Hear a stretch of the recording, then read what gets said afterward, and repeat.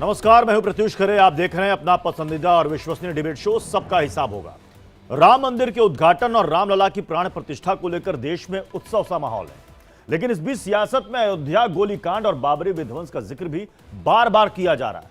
ओवैसी जहां 6 दिसंबर की याद दिला रहे हैं, तो वहीं सपा नेता शिवपाल यादव 1990 में कार सेवकों पर गोली चलवाने को जायज बता रहे हैं और 1992 में बाबरी विध्वंस के लिए उस वक्त की बीजेपी सरकार पर सवाल कर रहे हैं कि अगर वो चाहती तो कार सेवकों को ऐसा करने से रोक सकती थी, जिस पर बीजेपी समाजवादी पार्टी को रामद्रोही बताते हुए कह रही है कि जिस पाप के लिए समाजवादी पार्टी को प्रायश्चित करना चाहिए वो उसका बचाव कर रही है। सवाल है कि जब देश की सर्वोच्च अदालत से मामले का निपटारा हो चुका है, तो कार सेवकों पर गोलीकांड और 6 दिसंबर बाबरी विध्वंस का जिक्र बार बार क्यों किया जा रहा है? क्या यह सब कुछ सियासी फायदे के लिए किया जा रहा है?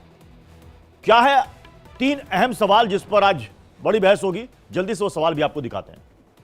सवाल आइए, पहला सवाल, राम भक्तों का अपमान क्या 2024 में विपक्ष को बड़ा नुकसान, मतलब इससे विपक्ष को बड़ा नुकसान पहुंचेगा? जो जनता से हारे वो राम भक्तों से ले रहे हैं बदला, जैसा बीजेपी आरोप लगा रही है। अवध आए रघुनंदन, इसलिए विपक्ष का नफरती वंदन, यह भी हिंदूवादी संगठन और बीजेपी की तरफ से कहा जा रहा है। हम बहस की शुरुआत करेंगे, ग्राउंड जीरो पर भी चलेंगे, लेकिन उससे पहले यह छोटी सी रिपोर्ट देखिए।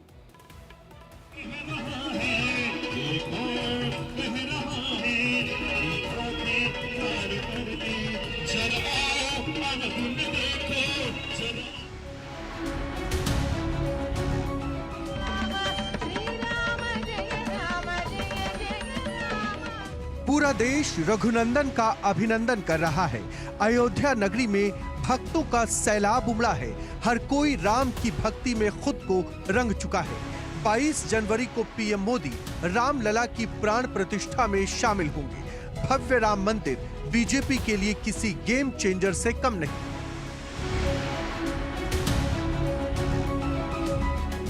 लेकिन विपक्षी नेता हैं कि राम के नाम पर विवादित बयान से बाज नहीं आ रही।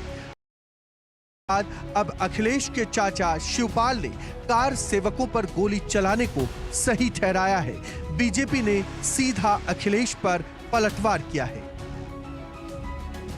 देखिए, संविधान की रक्षा की गई थी, कोर्ट के आदेश का पालन हुआ था।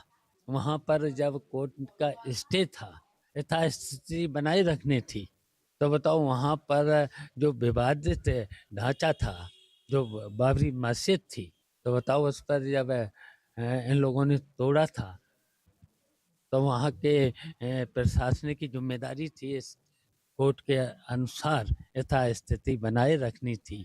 तो किसने उस पर तो संविधान के उल्लंघन किया था?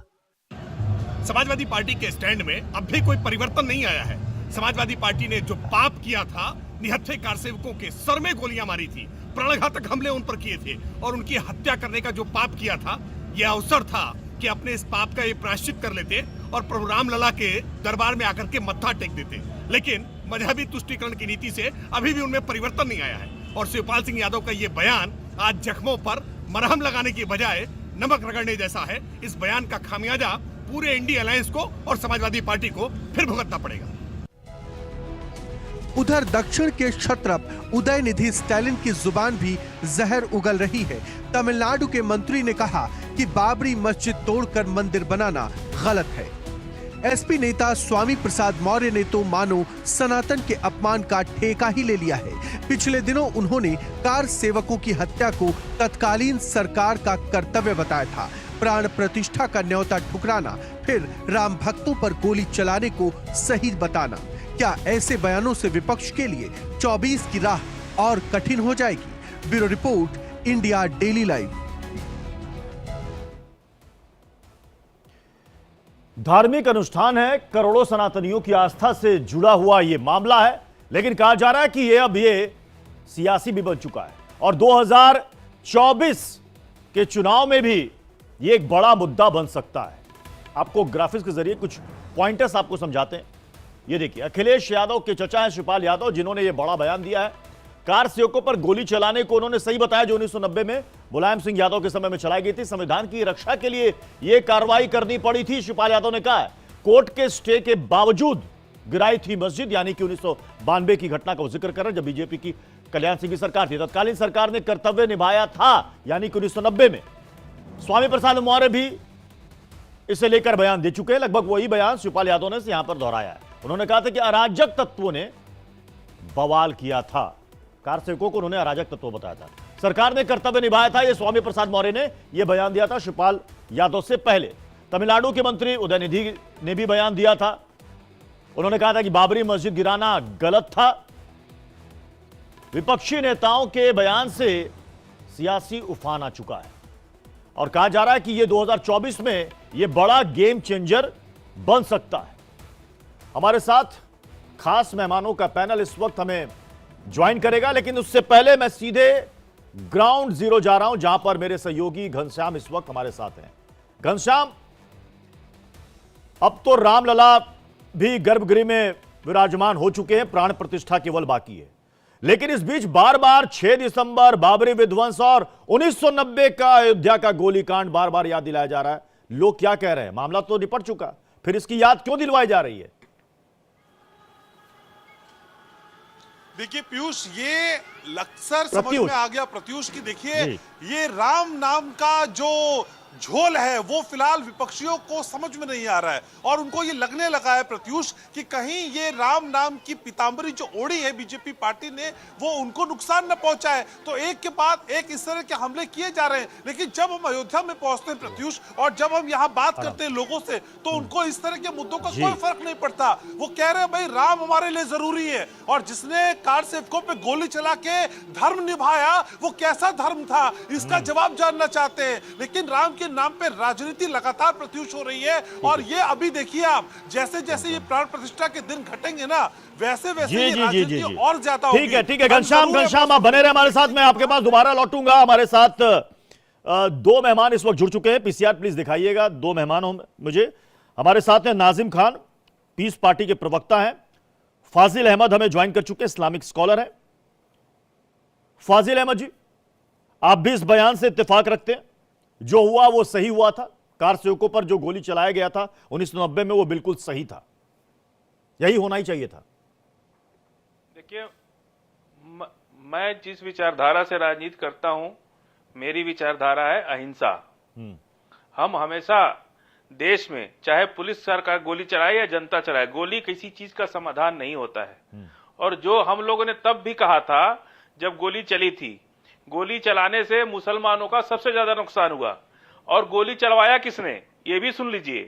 तब दिल्ली में वीपी सिंह की सरकार थी, आडवाणी जी, अटल बिहारी वाजपेयी जी, भाजपा के समर्थन से वो सरकार चल रही थी और मुलायम सिंह यादव जी मुख्यमंत्री थे उत्तर प्रदेश के। यदि गोली चली थी तो तत्काल बर्खास्त कर देना चाहिए था मुलायम सिंह यादव को। तो ऐसा तो कुछ नहीं किया। केंद्र सरकार चुपचाप राम भक्तों को मरते हुए देखते रही, गोली चलती रही और दिल्ली में बैठ के ये लोग अपनी राजनीति की रोटी सेकते रहे। यदि राम भक्तों पर गोली नहीं चलती तो क्या भारतीय जनता पार्टी आज यहां तक पहुंच पाती? ये सबसे बड़ा सवाल है प्रत्युष जी, कि जिस तरह से गोली चलाई गई उसमें मुसलमानों को क्या फायदा हुआ? उनको तो नुकसान हुआ, मस्जिद शहीद हो गई, अगली उसका रिएक्शन हो गया, नफरत बढ़ी देश के अंदर। मुसलमानों को क्या मिला? मुसलमानों को मिला, बीजेपी को मिला और समाजवादी पार्टी को मिला, लेकिन मुसलमान को क्या मिला? मुसलमान को तो केवल तिरस्कार और अपमान मिला। मतलब आप भी ये कह रहे हैं कि इस मामले को समाजवादी पार्टी ने पॉलिटिसाइज किया? नहीं, बीजेपी ने किया। बीजेपी में दिल्ली में बैठ करके मुलायम सिंह यादव से गोली चलवाया और राम भक्तों को मरवाया। बीजेपी की राजनीति तो राम पर, बीजेपी की राजनीति हिंदुत्व और राम पर है। ये मुझे लगता है कि किसी को बताने की जरूरत नहीं है, ये सब जानते हैं, ये जग जाहिर है। और आज हमने बीजेपी को डिबेट में बुलाया है और बीजेपी आज डिबेट से भाग रही है। मैं तो अभी भी कह रहा हूं, शो मेरा ऑन है, सबका हिसाब होगा नाम है। बीजेपी आए, अपने प्रवक्ता को दे और डिबेट में हिस्सा ले। और अगर वो बीजेपी डिबेट में हिस्सा नहीं ले रही है, इसका मतलब वो डिबेट से भाग रही है, उसके पास जवाब नहीं है। मैं नाजिम भाई आपके पास आ रहा हूं। नाजिम भाई, बीजेपी के बारे में सबको पता है कि राम और हिंदुत्व के अलावा उसके पास राजनीति के लिए दूसरा विषय नहीं है। मुझे बताइए, क्या समाजवादी पार्टी इसको लेकर पॉलिटिक्स नहीं कर रही है? क्यों बार बार उस घटना का जिक्र किया जा रहा है? प्रत्युष भाई, देखिए जिस तरीके से अभी आपने कहा कि भाजपा आपके शो में नहीं आ रही है, भाजपा भाग रही है, वो प्रवक्ता तक नहीं दे पा रही है, क्योंकि उसको पता है कि आपका जो शो होता है उसमें सबका हिसाब होता है। तो वो अच्छी तरीके से भली बात ही जानते हैं कि भाजपा आपके सवालों का जवाब नहीं दे पाएगी, क्योंकि आपके सवाल जनता के सवाल होते हैं। और देखिए जिस तरीके से अभी बताया जा रहा है कि जब स्टे लगने के बावजूद बाबरी मस्जिद को शहीद करा गया, बड़ा ही निंदनीय था, बहुत ही दुखदाई थी उस वक्त जो बाबरी मस्जिद को शहीद करा गया स्टे होने के बावजूद। और जब बात आती है कि जिस तरीके से अभी समाजवादी पार्टी के शिवपाल जी ने कहा कि जो उनका एक कर्तव्य था कि भी जो भी अगर कार सेवक हो या कोई भी देश को नुकसान पहुंचाए तो उन्होंने अपना परम कर्तव्य निभाया। तो मैं देखिए प्रत्युष जी एक ही बात कहूंगा कि भाजपा ने हमेशा राम के नाम पर जो एक राजनीति करी है वो भारत की आवाम पूरी तरीके से जान चुकी है। और मैं एक चीज और कहना चाहता हूं कि राम वो हमेशा ये कहते हैं कि हम राम जी को लेकर आए, तो राम जी को घर दिलवा रहे हैं। ये बताइए कभी राम जी को घर की आवश्यकता है? राम जी ने तो पूरी दुनिया को चला रखा, जो पूरी दुनिया को चलाने वाले राम जी है, आप उन्हें घर दे रहे हैं। प्रत्युष भाई ये कितनी शर्म वाली बात है। और देखिए आप राम जी को ला रहे हैं, अच्छी बात है, लेकिन जो देश का पैसा लेकर भाग गए विदेश में, उन्हें कब लेकर आ रहे हैं? ठीक है। तो अभी तक प्रोफेसर भुवन जोशी समाजवादी पार्टी के प्रवक्ता भी हमें ज्वाइन कर चुके हैं। प्रोफेसर भुवन जोशी, आवाज जा रही है आप तक? आवाज जा रही है? जी जी जी जी जी। मुझे एक बात बताइए कि अब तो राम मंदिर का निर्माण हो रहा है, अखिलेश जी को निमंत्रण भी मिला, वो उन्होंने भी कहा कि मैं 22 तारीख के बाद सपरिवार वहां पर पहुंचूंगा। तो ये बार बार 1990 का गोलीकांड वो जायज था, जायज नहीं था, इसकी चर्चा क्यों की जा रही है? देखिए मैं पहले तो बताना चाहता हूं आपको, माननीय अखिलेश यादव जी ने कहा है हम लोग सपरिवार वहां पर दर्शन के लिए जाएंगे और राम भक्त की हैसियत से जाएंगे, ना मुख्य विपक्ष के नेता की हैसियत से जाएंगे, ना पूर्व मुख्यमंत्री की हैसियत से जाएंगे, ना वर्तमान विधायक की हैसियत से जाएंगे, ना पूर्व सांसद की हैसियत से जाएंगे। एक सामान्य राम भक्त की हैसियत से हम लोग अब सपरिवार दर्शन करने का काम करेंगे और उनके साथ बहुत सारे समाजवादी पार्टी के कार्यकर्ता अपने परिवार के साथ दर्शन करने का काम करेंगे।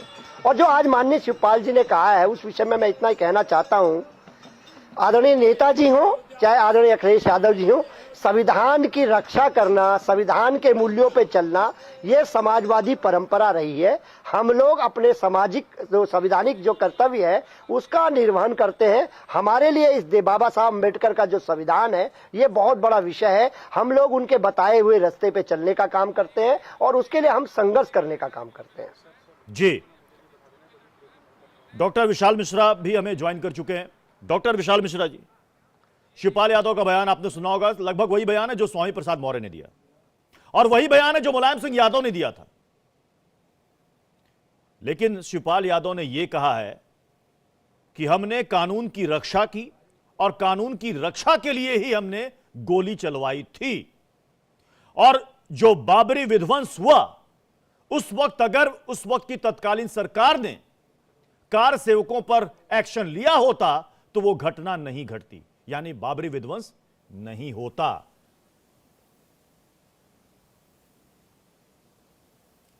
देखिए प्रत्युष जी, बात संविधान की जा रही है, बात कही जा रही है कि संविधान के सम्मत जो था वो मैंने किया। तो मेरा एक प्रश्न है मान्यवर, क्या संविधान में हमारे प्रभु श्री राम जी का चित्र नहीं है? फंडामेंटल ड्यूटी जहाँ से शुरू होता अध्याय उसके पहले क्या चित्र है बताइए आप। तो क्या वो चित्र संविधान सम्मत नहीं है? नहीं, संविधान की उस पुस्तक में, संविधान की उस पुस्तक में राम जी का चित्र होना यह अलग बात है, लेकिन जो घटना घटी 1990 में और जो घटना घटी 1992 में, सवाल यहां पर दो उठ रहा है। कोर्ट का क्या ऑर्डर था और उस वक्त की सरकार ने क्या एक्शन लिया? और इसको लेकर सुप्रीम कोर्ट ने क्या मेंशन किया? ये भी दर्ज है। प्रत्युष जी, मैं तो वही तो बात मैंने वहीं से शुरू किया कि बात संविधान की कही जा रही है, तो क्या संविधान में प्रभु श्री राम का चित्र है कि नहीं? और मैं सवाल करता हूं कि बात संविधान की कर रहे हैं तो जब तुष्टीकरण की नीति के तहत अयोध्या, बनारस के में जो बम विस्फोट हुए थे, वहां के जो आतंकी घटना करने वाले लोग थे, उनको छुड़ाने के लिए पैरवी जब की गई थी, तो क्या वह संविधान के सम्मत था? मैं पूछना चाहता हूं, क्या एक धर्म विशेष को देखकर पैरवी नहीं की गई थी? प्रोफेसर भुवन जोशी जवाब दीजिए। न्यायालय की टिप्पणी क्या की गई थी? पूछिए जरा इनसे। नहीं प्रत्युष जी, इनको याद और रही दिलाना बात चाहता प्रभु श्री राम हूं की, कि जब तो मानव प्रभु श्री राम हमारे, मेरे को बोलने दीजिए। सुन लीजिए, प्रभु श्री राम हमारे काल्पनिक नहीं है। प्रभु श्री राम हमारे इतिहास है, वर्तमान है, हमारे भविष्य है, एक आदर्श है। और अयोध्या कोई सामान्य अयोध्या नहीं है, और ये मंदिर कोई सामान्य मंदिर नहीं है। ये 500 वर्षों के लंबे संघर्ष के इतिहास के बाद आज ये दिन देखने को आया है। और रही बात आप कह रहे हैं, मैं पूछना नहीं, और जो बाद में न्यायालय की टिप्पणी आई, तमाम वो जो अवशेष मिले, तमाम वो जो घटनाएं घटी सरयू में, तो जिस तरीके से खून की नदियां बही थी, वो सब संविधान के सम्मत किया गया था। ठीक है, जवाब दीजिए ना। प्रोफेसर भुवन, एक विशेष वर्ग संप्रदाय को आगे बढ़ाने देखिए, की बात जब की जा मैं रही इतना थी, कहना चाहता हूं, तब वो संविधान सम्मत सर था। सुन लीजिए। देखिए, मैं पूछना चाहता हूं भारतीय जनता पार्टी के प्रवक्ता साथी से, कंधार में रेड कारपेट पे बैठा के बीजेपी के प्रवक्ता नहीं है, प्रोफेसर है विशाल मिश्रा जी। बीजेपी ने तो अपना प्रवक्ता भेजा ही नहीं। मैं बार बार फिर अपील कर रहा हूं, बीजेपी अपना प्रवक्ता भेजे, और अगर नहीं भेजेगी तो जनता के बीच ये मैसेज जा रहा है कि आप डिबेट से भाग रहे हैं, बीजेपी डिबेट से भाग रही है। सर भुवन जी, सर मुझे बोलने दीजिए। सर मैं प्रोफेसर साहब से बताना चाहता हूं, यही भारतीय जनता पार्टी है जो कंधार में आतंकवादियों को रेड कारपेट पे बैठा के छोड़ के आई। ये इतिहास में दर्ज है। यही भारतीय जनता पार्टी है जो हमारे नेता माननीय मुलायम सिंह जी के खिलाफ डाकू तहसीलदार सिंह को टिकट देने का काम करती है। ये देश ने देखा है। और राम हमारे लिए सामाजिक न्याय के प्रेता है। सामाजिक न्याय का मतलब क्या होता है? उन्होंने सबरी के झूठे बेर खाने का काम करा। उन्होंने क्या काम करा? सभी जाति के लोगों को साथ लेकर उनको जोड़कर उस युद्ध को एकता का परिचय दिया। सभी जाति को साथ लेकर उन्होंने युद्ध को जीता। वो चाहे तो अकेले भी जीत सकते थे, लेकिन उन्होंने जो सामाजिक न्याय की जो लड़ाई लड़ी, सबको साथ में लेकर जो लड़ाई लड़ी, वो हम समाजवादियों के लिए प्रेरणा का स्रोत है। ठीक है, मैं डिबेट में आगे बढ़ूं। प्रत्युष जी, मैं आ रहा हूं विशाल जी, मैं आ रहा हूं। मैं डिबेट में आगे बढ़ूं, लेकिन जो दो बयान हैं, उन दो बयानों को सुनना जरूरी है। हम बार बार कह रहे हैं ना कि अब वहां पर भव्य राम मंदिर बन चुका है, रामलला की प्राण प्रतिष्ठा होनी, और पूरे देश भर से जो तस्वीरें सामने आ रही हैं, लग रहा है देश भर में एक उत्सव सा माहौल है। लोग बहुत खुश हैं। उनको लग रहा है कि इतने दिनों के बाद जो सनातनियों की आस्था और जो वो चाहते थे वो पूर्ण हो रहा है, वो कार्य पूर्ण हो रहा है। लेकिन बार बार कार सेवकों पर गोली, बाबरी विध्वंस, इसकी याद कैसे दिलाई जा रही है, आप देखिए।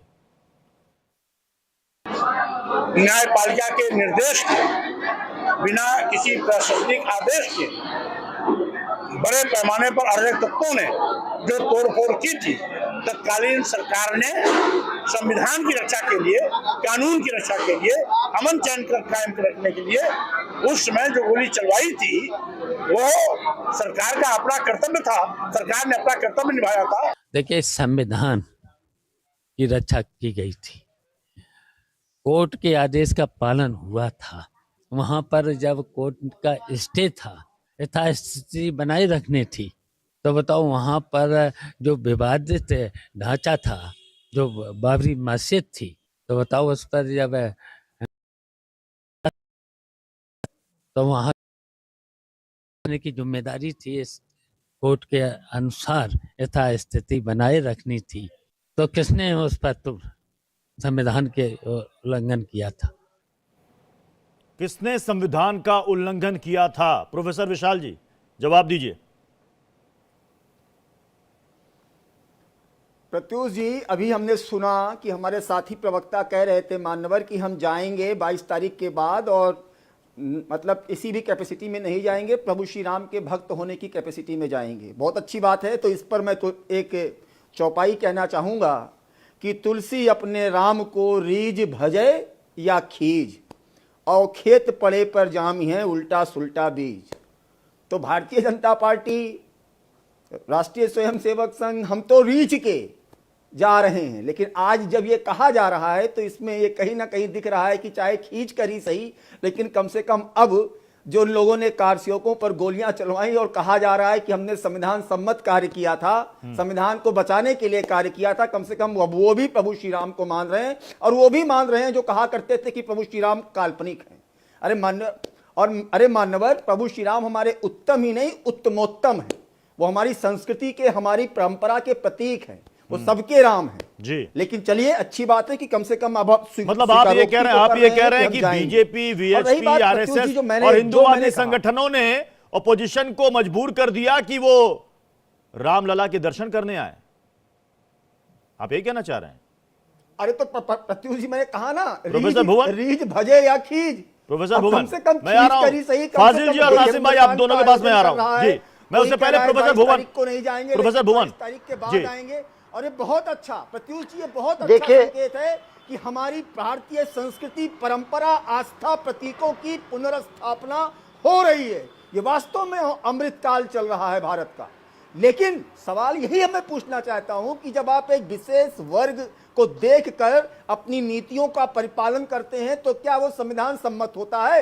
आप सामाजिक न्याय की बात कर रहे थे, प्रभु श्री राम के सबरी के द्वारा दिए गए बेर को खाने की बात कर रहे थे, तो मैं पूछना चाहता हूं कि क्या आपकी सरकार में एक सामाजिक न्याय की बात अगर की गई थी तो केवल एक विशेष जाति के लोगों को ही नौकरियों में क्यों वरीयता दी गई थी? मैं पूछना चाहता हूं कि जब आपको मुकदमा वापस लेना था तो एक विशेष धर्म, जाति, वर्ग के लोगों को ही देखकर क्यों वापस ले जाने की पैरवी की जा रही थी? सबके लिए कर देते, राम राज्य की बात कर देते कि हम सबको वापस कर रहे हैं, सबको एक बार समाज की मुख्यधारा में लाने का प्रयास कर रहे हैं। तब नहीं, तब वोट बैंक दिखता था। और आज कहा जा रहा है कि नहीं, हमने जो कुछ भी किया वो बचाने के लिए किया संविधान को। वाह, गजब सामाजिक न्याय की परिभाषा है। अपने लिए किया जाए, अपने वर्ग के लिए किया जाए, किसी विशेष वोट बैंक की राजनीति को ध्यान में रखकर किया जाए, वो कितना ठीक है। प्रोफेसर भुवन जवाब की जा रही है। वाह, देखिए, मैं कहना चाहता हूं, सामाजिक न्याय की अगर सरकार कोई चली है तो केवल माननीय, इनको थोड़ा शांत कराइए प्लीज, इन्हें शांत कराइए, शांति है। मैं इनसे कहना चाहता हूं, सामाजिक न्याय की अगर कोई सरकार चली है तो केवल माननीय अखिलेश यादव जी की सरकार चली है। मैं आपको बताना चाहता हूं, जब हमने लैपटॉप देने का काम करा तो हमने ना हिंदू देखा, ना मुसलमान देखा, ना सिख देखा, ना ईसाई देखा। जब हमने वर्ल्ड क्लास एक्सप्रेस में बनाया, आगरा से लखनऊ तक का एक्सप्रेस, जिसमें माननीय प्रधानमंत्री जी हरकुलस लेके चले, तो हमने उस रोड पे हिंदू भी चल रहा है, मुसलमान भी चल रहा है, सिख भी चल रहा है, ईसाई भी चल रहा है। हमने इकाना स्टेडियम बनाया, उसमें देश के नहीं पूरे विश्व के लोग खेल रहे हैं। और योगी जी शपथ कहां ले पाते अगर माननीय अखिलेश यादव जी कान्हा स्टेडियम नहीं बनाते? मैं पूछना चाहता हूं आपके चैनल के माध्यम से, हमने वर्ल्ड क्लास में मेट्रो लाए, यह माननीय अखिलेश यादव जी की देन है। और आप तो मेरे साथी एनसीआर में रहते हो, यह एलिवेटर रोड गाजियाबाद में जो बनी है, यह माननीय अखिलेश यादव जी लाए, जिसमें हिंदू भी चलता है, मुसलमान भी चलता है, सिख भी चलता है, ईसाई भी चलता है। तो अगर सामाजिक न्याय की कोई सरकार चली है इस प्रदेश में तो केवल माननीय अखिलेश यादव जी के नेतृत्व में चली है। ठीक है, फाजिल भाई, मैं आ रहा हूं डॉक्टर विशाल, आपके पास दोबारा लौटूंगा जी। फाजिल भाई, ये बताइए, हमने बात की, चूंकि अब जिक्र आ ही गया, चर्चा छिड़ी गई 1990 की और 1992 की, तो उस पर क्यों ना चर्चा कर ली जाए। 90 में जो हुआ, आपने वीपी सिंह की सरकार की याद दिलाई, आपने कहा केंद्र में किसकी सरकार थी, उसे कौन पार्टी का समर्थन था, उस वक्त क्यों नहीं मुलायम सिंह यादव की सरकार को बर्खास्त किया गया। आपने कहा उसका फायदा, उसकी मलाई किसने काटी। हाँ, मैंने कहा ये बात जी, अभी भी कह रहा हूं जी। तो उसकी मलाई सिर्फ बीजेपी ने काटी या उसकी मलाई किसी और ने भी काटी? नहीं, बीजेपी ने काटी। और मैं एक बात आपको और दिलाना चाहता हूं, मैं उसी बात पे आ रहा हूं। 1950 में देश आजाद हुआ, संविधान लागू हुआ, और उस वक्त कांग्रेस पार्टी सरकार में बनी, प्रधानमंत्री जवाहरलाल नेहरू। आप बोलिएगा फाजिल भाई, आप बोलिएगा, मैं चाह रहा हूं कि ये विजुअल थोड़ा बीच में रखें, ये विजुअल थोड़ा बीच में रखें। और मैंने कहा, मैं फिर अपील कर रहा हूं बीजेपी से, आइए और डिबेट में जुड़िए, जनता सुनना चाहती है। और ये तस्वीर देखिए, सुनिए, ये किसकी तस्वीर है? मैं आ रहा हूं फाजिल भाई, एक तस्वीर दिखा रहा हूं, अगर आप देख पा रहे होंगे तो बहुत दिलचस्प तस्वीर है। आज की व्हाट्सएप यूनिवर्सिटी में पैदाइश लिए हुए लोग शायद इस तस्वीर को पता नहीं कितनों को याद होगा, कितने को नहीं याद होगा। दो मुख्यमंत्री, पूर्व मुख्यमंत्री अब दिवंगत हो चुके हैं, दोनों की तस्वीर है। एक जिनके समय में 1990 में कार सेवकों पर गोली चली, जिसका जिक्र आज भी हो रहा है, और एक वो जिनके समय में बाबरी विध्वंस हुआ। उन्होंने कहा कि मैंने गोली नहीं चलवाई, मैं सत्ता का लोभी नहीं हूं। ये दो तस्वीर आप इस वक्त देखिए आप, ठीक है। ये देखिए, ये तस्वीर आपको याद होगी, जिन लोगों ने देखा होगा। अब बताइए कि सियासत में किसको फायदा हुआ? दोनों ने एक दूसरे पर खूब आरोप प्रत्यारोप लगाए, और एक वक्त ऐसा था जब दोनों साथ आ गए, चुनाव भी लड़ा। बेवकूफ कौन बनी? जनता। फायदा किसका हुआ? पॉलिटिकल पार्टियों का। जवाब दीजिएगा फाजिल भाई। तो मैं यही कह रहा हूं प्रत्युष भाई, 1950 में संविधान लागू हुआ, देश के सामने संविधान लाया गया। उस वक्त कांग्रेस की सरकार बनी या जवाहरलाल नेहरू प्रधानमंत्री बने। उस संविधान में ये कह रहे ना विशाल जी, उस संविधान की किताब में भगवान राम का चित्र किसने लगाया? तो कौन लाया बताइए? जवाहरलाल नेहरू लाए ना, कि बीजेपी लाई? तब ना तो जनसंघ थी ना बीजेपी थी, तब कोई हिंदू पार्टी नहीं थी इस देश के अंदर। फिर भी भगवान राम को संविधान के अंदर जगह किसने दिलवाया? जवाहरलाल नेहरू ने दिलवाया। और देश का कोई एक मुसलमान बता दीजिए जिसने इसका विरोध किया हो। कोई एक मुसलमान बता दीजिए देश में जिसने ये कहा हो कि संविधान में प्रभु राम की फोटो क्यों लगी? इसी देश के अंदर पैदा हुए तथागत बुद्ध पूरी दुनिया में। मैं फाजिल भाई आपके पास लौट रहा हूं। इस वक्त गुजरात के वडोदरा से एक दर्दनाक हादसे की खबर आई है। झील में नाव पलट गई है, जिसमें 7 छात्रों की मौत हो गई। इस नाव में 20 से ज्यादा लोग सवार थे। स्कूल से छात्रों को लेकर यह नाव लौट रही थी, उसी दौरान यह हादसा पेश आया। नाव में छात्रों के साथ साथ शिक्षक भी सवार थे। रेस्क्यू टीम ने 10 छात्रों को बड़ी मुश्किल से बाहर निकाला है, बाकियों की तलाश चल रही है। बताया जा रहा है 20 से ज्यादा लोग इस नाव में सवार थे, और इस घटना में, इस दर्दनाक हादसे में 7 छात्रों की मौत हो चुकी है। 10 को बाहर निकाल लिया गया है, यानी कि अभी भी कुछ लोग मिसिंग है। कहा जा रहा है कि छात्रों के साथ साथ इस नाव में शिक्षक भी सवार थे। जी, हमारे साथ अजय गौतम, हिंदू धर्मगुरु, भी हमारे साथ जुड़ चुके हैं। अजय गौतम जी, आप थोड़ी देर से डिबेट में आए, और मैं बार बार फिर अपील कर रहा हूं, बीजेपी को आइए, इस डिबेट में शामिल होइए। जनता के बीच में मैसेज ये जा रहा है कि आप डिबेट से भाग रहे हैं। और मैंने एक तस्वीर चलाई है, देखिएगा जरा, चलाइएगा जरा। मुलायम सिंह यादव और कल्याण सिंह, इन दोनों की तस्वीर, पुरानी तस्वीरें, पता नहीं कितनों को याद होगी, कि एक दूसरे को पानी पीकर कोसने वाले, एक को रामद्रोही बताने वाले और खुद को राम भक्त बताने वाले। एक वक्त ऐसा था कि चुनावी माया में दोनों साथ भी थे।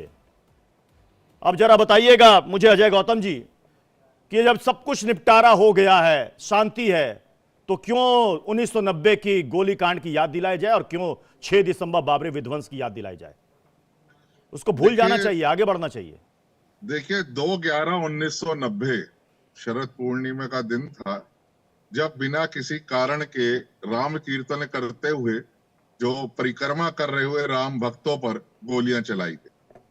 और वो दिन सबने है कि सरयू पर लोगों को ले जाके सरयू पाट दी गई, और बिना किसी कारण के जब, और वो भी दिन याद है उसके बाद में जब मुलायम सिंह जी ने कहा कि मुझे मुस्लिम वर्ग का विश्वास जीतने के लिए अभी तो मैंने कुछ मारे, मैं और भी सैकड़ों राम भक्तों को गोली मार सकता था। वो बात ठीक है कि यह इतिहास बन गया है, आज सब कुछ दूर का एक राम मंदिर हमारे यहाँ प्रशस्त हो गया। 22 जनवरी को उसकी प्रतिष्ठा होने जा रही है, पूरे देश में कुछ सबका माहौल है। लेकिन अब जख्म जितना हम धोएंगे, जितना हम खोदेंगे, उसमें से या तो पस निकलेगी या खून निकलेगा। नहीं, आज धर्म नहीं, अजय गौतम जी, शिवपाल यादव ने यह कहा है कि उस वक्त कानून की रक्षा करने के लिए यह कदम उठाया गया था। हमने संविधान की और कानून की रक्षा की, इसलिए हमें यह कदम उठाना पड़ा था। नहीं, प्रत्युष भाई, मेरी बात का गलत मतलब मत निकालिए।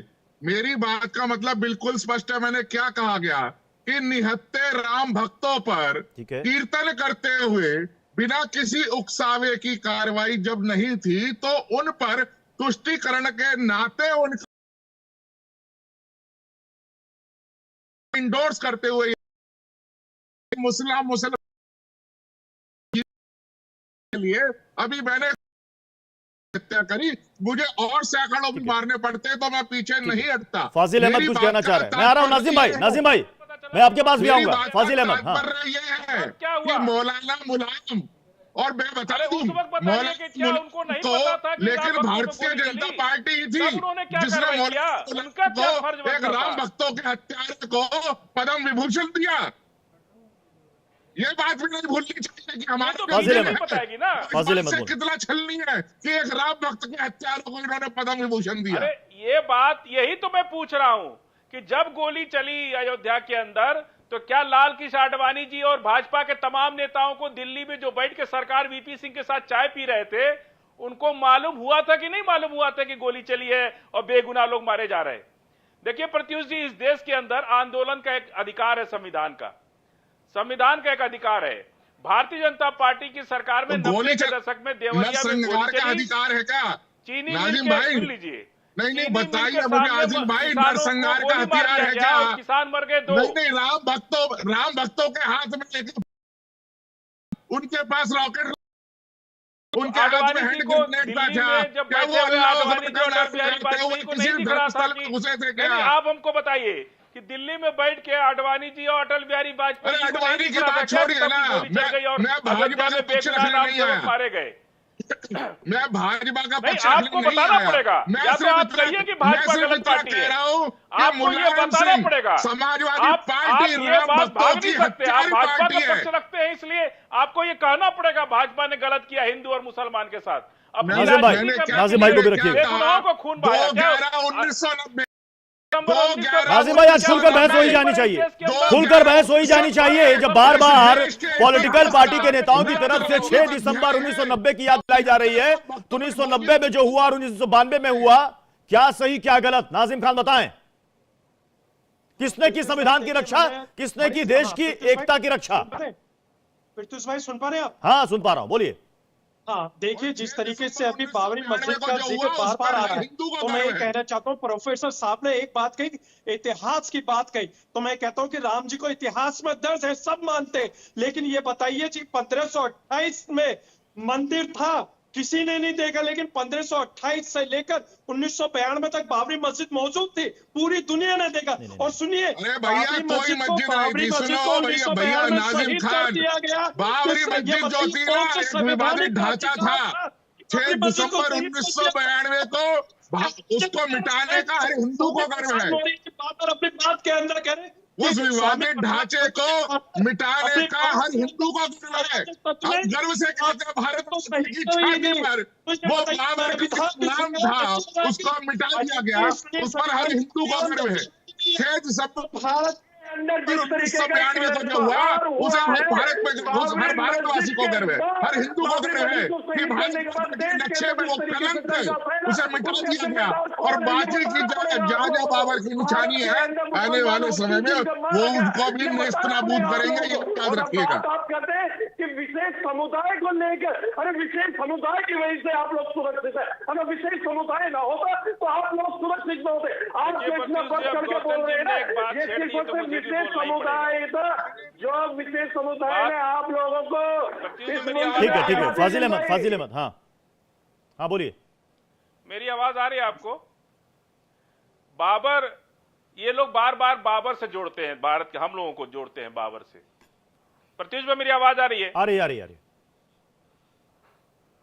जी। ये लोग बार बार बाबर को बोलते हैं। अकबर कौन था? अकबर का दादा था बाबर। और अकबर के शान में कसीदे कौन पढ़ता था? किसने अल्लाह उपनिषद लिख दिया? एक उपनिषद में एक अल्लाह उपनिषद भी है। उस अल्लाह उपनिषद में कह रहे हैं ये लोग कि अकबर जो है भगवान का दूत है, हमें उसकी पूजा करनी चाहिए, हमको उसकी वर्शिप करनी चाहिए।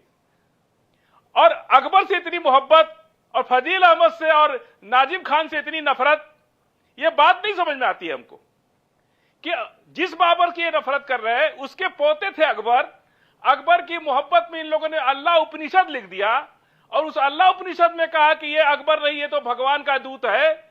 और आज अकबर से इतनी मोहब्बत उस जमाने में, और आज फजील अहमद और नाजिम खान से इतनी नफरत। मैं आ रहा हूं प्रोफेसर भुवन जी, आपके पास भी आ रहा हूं। डॉक्टर विशाल। मैं प्रत्युष जी ये कहना चाह रहा हूं कि बार बार बार बार क्यों उन लोगों से अपने आप को जोड़ा जाता है जो आक्रांता थे? नहीं, ये मुझे बताइए, भारत की अपनी संस्कृति है, अकबर के बारे में बताइए ना कि आपने अल्लाह उपनिषद में क्या लिखा है? दुनिया में ऐसा कौन सा देश है, नहीं बताइए, दुनिया में केवल एकमात्र दुनिया में केवल एकमात्र भारत है कि जो पिछले जिसका 5000 सालों से अधिक का इतिहास आज भी वर्तमान में मौजूद है। तो आप बार बार, मुझे समझ में नहीं आता कि भारतीय संस्कृति, भारतीय परंपरा, भारतीय चेतना से इतनी बार बार क्यों बेवजह का जो है विकृत जो है उसका जो है सोपान किया जाता है। हमको एक बात अभी बात की जा रही है कौन, आप मुझे बताइए, आप बार बार कह रहे हैं नहीं आप, अरे तो मैं कहता हूं कि बार बार और भी तो नाम है भारत में, और भी तो नाम है भारत में जिन्होंने, और भी तो नाम है जिन्होंने भारत के लिए अपना सर्वस्व न्यौछावर कर दिया। क्यों नहीं उनके साथ अपने आप को जोड़ा जाता है? मैं तो ये पूछना चाहता हूं, आप बात कर रहे हैं, मैं कहता हूं जिसने 52 उपनिषदों का अनुवाद किया उसका नाम क्यों नहीं लिया जाता? बताइए ना हमको आप, जिन्होंने 52 उपनिषदों का अनुवाद कर दिया उनका नाम क्यों नहीं लिया जाता? उनका भी नाम लिया जाना चाहिए, अपने आप को उनसे भी जोड़ा जाना चाहिए, लेकिन नहीं, एक विशेष जो है तक के लोगों को से अपने आप को जोड़ लेना और एक विशेष लोगों को अपने आप से दूर कर लेना, ये कौन सी परंपरा? आपको इस बात से क्या तकलीफ है? हमको ये बात समझ में नहीं आता। पूछ रहा हूं, मैं तो सवाल पूछ रहा हूं। भारत को मुझे तकलीफ की कोई बात ही नहीं की प्रोफेसर साहब, आप पढ़े लिखे बात ही नहीं की। मैं बार बार ये कह रहा हूं कि अपने आप को भारत की संस्कृति, भारत की चेतना, भारत की परंपरा से जोड़ने में दिक्कत क्या है? जब हम भारतीय हैं, जब हम भारत माता की संतान हैं, तो फिर हमें भारत के मूल्यों से अपने आप को जोड़ने में किस बात की आप 1 मिनट में खारिज कर देंगे? और अकबर से आपको इतनी मोहब्बत कि आप कह रहे हैं कि अकबर जो है भगवान का दूत है, हमें उसकी पूजा करनी चाहिए, और हमसे इतनी नफरत, ये इसका मुझे जवाब चाहिए कि जब बाबर से आप नफरत करते हैं तो अकबर से मोहब्बत क्यों किया आपने? मैं जो सवाल और अल्लाह उपनिषद में किया। ठीक है, मैं प्रोफेसर भुवन के पास जाना चाहूंगा। प्रोफेसर भुवन, अभी मैंने एक तस्वीर दिखाई, कल्याण सिंह और मुलायम सिंह जी दोनों की तस्वीर हमने दिखाई कि मतलब सुविधावादी राजनीति जब चाहे जो चाहे कर सकता है। ये तो फिर आरोप प्रत्यारोप, ये रामद्रोही, ये राम भक्त, ये सब चुनावी जुमले हैं लोगों जनता को बेवकूफ बनाने के लिए। देखिए, जो चित्र आपने दिखा रहे अपने चैनल में, मैं इतना कहना चाहता हूं, माननीय नेताजी का जो संविधान के प्रति अपने उसके कर्तव्य को निर्वहन के प्रति था प्रेम, ये सभी लोगों को आदर्श बनाता है उनका।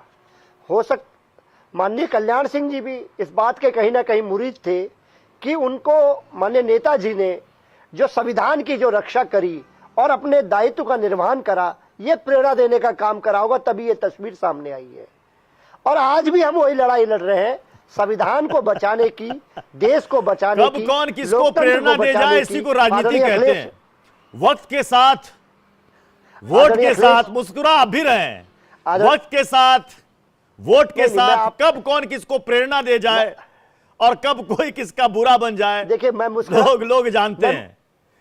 मैं मुस्कुरा इसलिए ले रहा हूं क्योंकि मेरा और आपका प्यार बहुत अटूट है जी। मैं आपसे बहुत प्यार करता हूं, आप मुझसे बहुत प्यार करते हैं। ये प्यार बना रहना चाहिए। इस देश का जो डीएनए है वो प्यार का है, नफरत का नहीं है। हम तो राम मंदिर में जाकर यही दुआ मांगेंगे कि वहां पर जाकर इस देश में नफरत की राजनीति का अंत हो जाए और इस देश में सभी हमारे जितने भारतवासी 140 करोड़ लोग हैं, सबके घर में सुख शांति और समृद्धि आए, ये भावना के साथ हम लोग समाजवादी जाएंगे। ठीक है, सब यही चाहते हैं, सब यही चाहते हैं। मैं नाजिम भाई आपके पास आ रहा हूं, क्योंकि आपने कहा कि 1528 का आपने जिक्र किया, फिर आपने ये भी कहा कि जब सुप्रीम कोर्ट ने मामले का निपटारा कर दिया है तो फिर देश को वैसे माहौल की तरफ ले जाने वाले लोगों से बचना चाहिए। सुप्रीम कोर्ट ने 1045 पन्नों में अपना वो फैसला दिया था 2019 में, और उसका निष्कर्ष ये निकाला था, हिंदुओं की आस्था और विश्वास इस स्थान के प्रति मस्जिद के निर्माण से पहले से है। इस स्थान को हमेशा भगवान राम का जन्म स्थान माना जाता है और यहीं पर बाबरी मस्जिद का निर्माण किया गया था। इसकी पुष्टि अदालत में प्रस्तुत किए गए दस्तावेजों और मौखिक साक्ष्यों से भी हुई है। इसलिए वो जगह हिंदुओं को दी जाती है, जहां राम मंदिर बन रहा है। हाँ प्रत्युष भाई, देखिए, मामले का निपटारा हो चुका। अब ये कहना कि वहां पर किसने बनवाया, कब बनवाया, क्या बनवाया, बहुत लंबी अदालती प्रक्रिया चली है, बहुत लंबी अदालती प्रक्रिया, और लोगों ने मानना चाहिए आपको भी।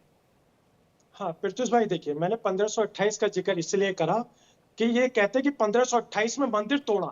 मैं ये कहता हूं कि गोस्वामी तुलसीदास ने कहीं भी जिक्र नहीं करा कि मंदिर तोड़कर मस्जिद बनाई गई।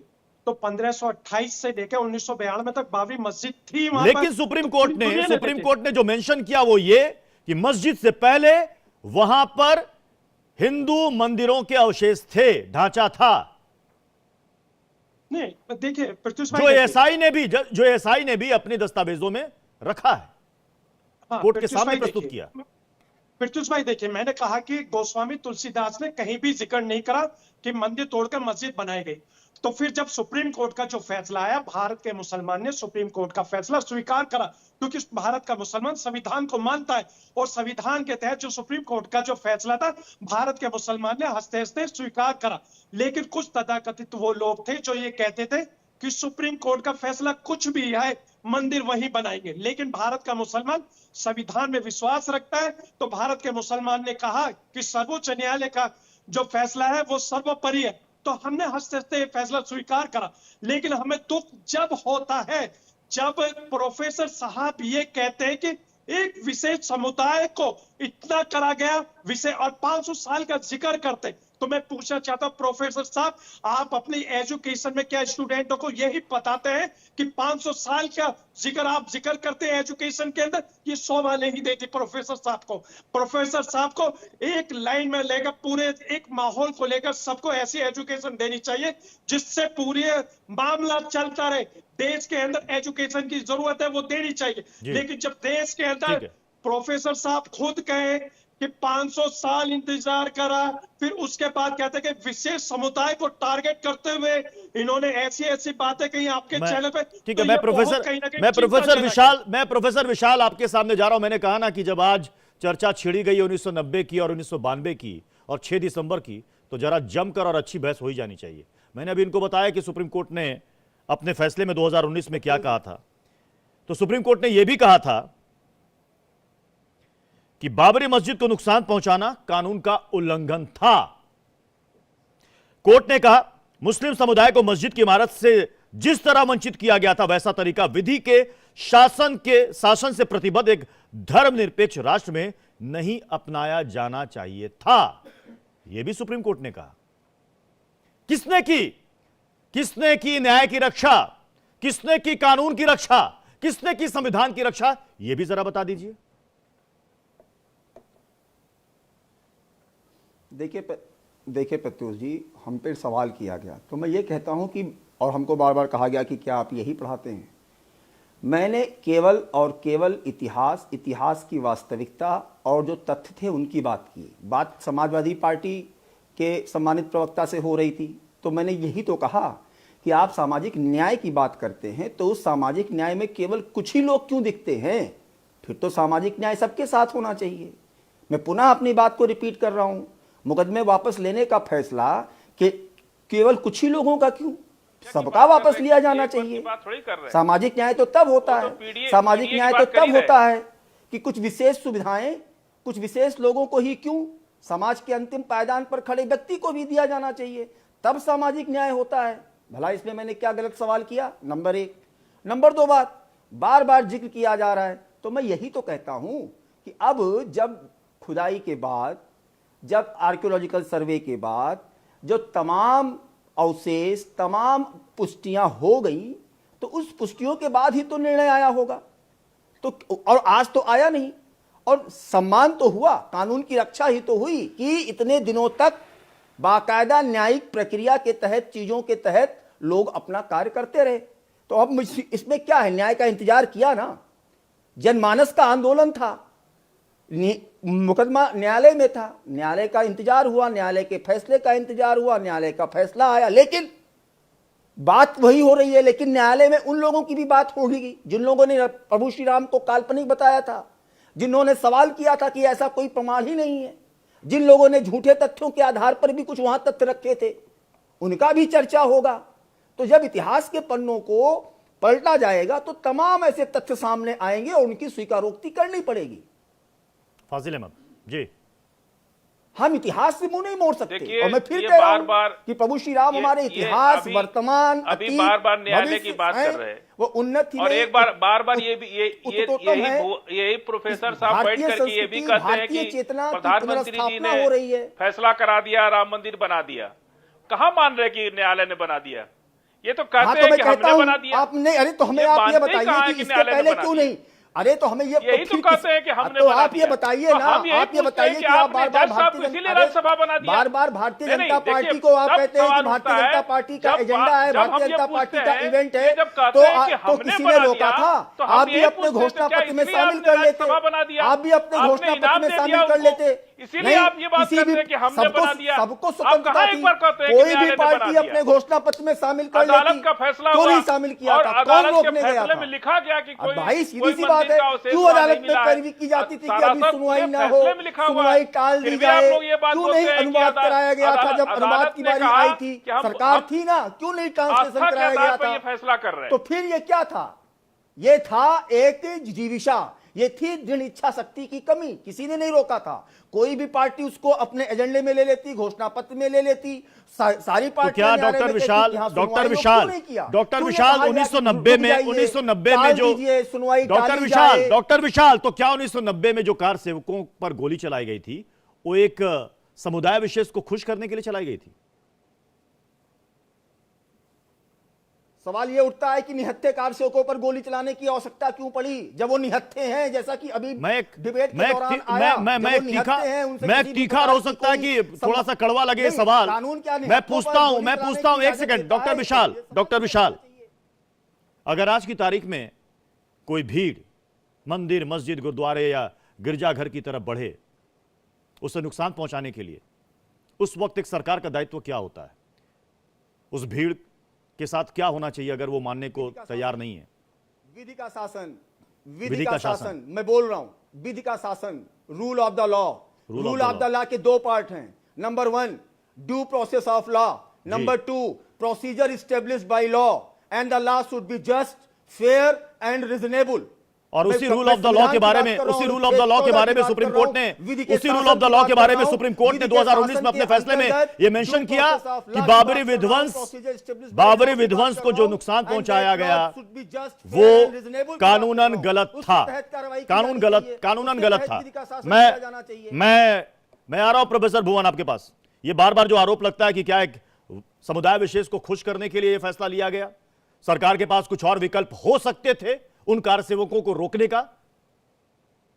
कई लोगों की मौत हो गई। देखिए, मेरी बात का तो जवाब आप ही ने दे दिया है।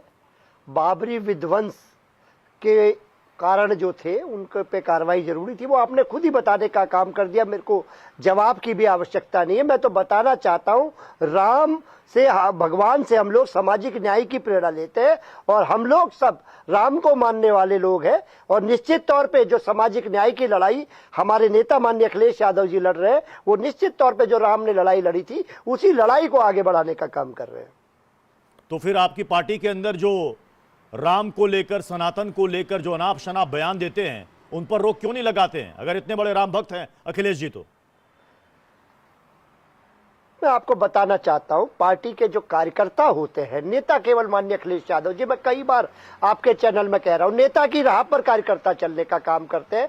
जो कार्यकर्ता है वो उनका व्यक्तिगत विचार होता है। वो हमारे यहाँ केवल एक कार्यकर्ता है, उनका व्यक्तिगत विचार है, उस पर मैं टिप्पणी नहीं करना था। माननीय नेता अखिलेश यादव जी हमारे, वो हमेशा सभी धर्म, सभी जाति, सभी वर्ग के लोगों का सम्मान खुद भी करते हैं और हम जैसे साधारण कार्यकर्ताओं को भी पाठ पढ़ाते हैं कि आपको सभी धर्म, सभी जाति, सभी वर्ग के लोगों का सम्मान करना। हम उसी रास्ते पे चलते हैं।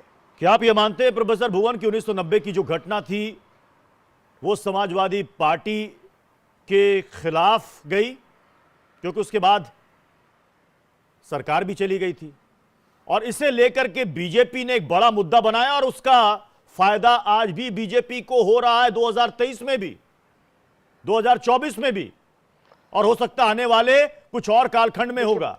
आप पर एक चस्पा हो गया है रामद्रोही होने का, कार सेवकों पर गोली चलाने का। क्या आप रामद्रोही हैं? ये बीजेपी चस्पा कर दिया बीजेपी ने आप पर? देखिए, बीजेपी क्या चस्पा करे, हमारी बीजेपी से जिम्मेदारी नहीं है। हमारी जिम्मेदारी है 30 करोड़ लोगों की उत्तर प्रदेश में। उन लोगों की जिम्मेदारी हमारे नेता, विपक्ष के नेता पे है। और माननीय अखिलेश यादव जी को के प्रति उनका प्यार, उनके प्रति दीवानगी जनता की दिखाई देती है जब वो सड़कों पे होते हैं। दिखाई दी विधानसभा में, जब माननीय अखिलेश जी की सभा के लिए उन्होंने कैसे कैसे स्वांग रचे भारतीय जनता पार्टी ने, और उसके बाद सरकार आई हमारी कई बार। तो निश्चित तौर पे जनता का प्यार समाजवादियों के साथ है, और हमारी लड़ाई जनता की लड़ाई, हम जनता के लिए लड़ लेंगे। हमारी को चिंता भारतीय जनता पार्टी की नहीं है। 30 करोड़ उत्तर प्रदेश के नेता लोगों ने माननीय अखिलेश यादव जी को विपक्ष का नेता बनाया। हमारे नेता माननीय अखिलेश यादव जी केवल 30 करोड़ लोगों के लिए जीने का काम करते हैं, और उनके लिए हमेशा उनके मन में श्रद्धा रहती है, दर्द रहता है, और उसको जीते हैं वो लोग। चलिए, बहुत बहुत शुक्रिया आप सभी का हमारे साथ। सबका हिसाब होगा में जुड़ने के लिए एक छोटा सा ब्रेक मैं लूंगा, लेकिन ब्रेक में जाने से पहले आपको बता दें, हर दिन शो के दौरान हम आपसे 3 सवाल पूछते हैं। उनके सही जवाब देने वाले विजेताओं को हम इनाम भी देते हैं। जो कल हमने